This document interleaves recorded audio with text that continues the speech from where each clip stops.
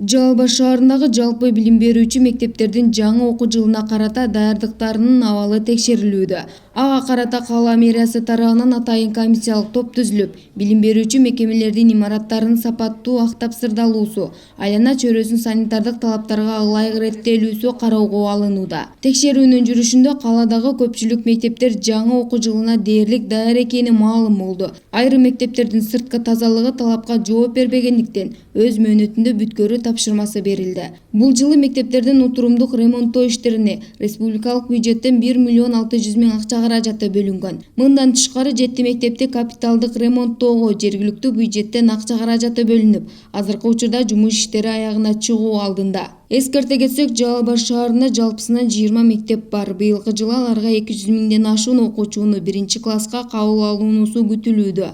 Жалал Абад шаардык билим берүү бөлүмү боюнча 20 мектеп бар. Ошо 20 мектептеги республикалык бюджеттен утурумдук ремонт иштери үчүн акча каражаты бөлүнүп берет. Быйылкы жылкыга 1 миллион 600 миңден ашыгыраак акча каражаты бөлүнүп берилди. Бул мектептерге бөлүп келгенде алды 160-170 миңден туура келсе, артына 40-50 миңден акча туура келет да. Мындай иштетип келгенибизде бул толук мектептерге жетпейт. Ошондой болсо дагы ошо спонсорлордун, ата-энелердин жардамы менен ремонт иштери толук бүткөрүлдү да бүгүнкү күнгөчү.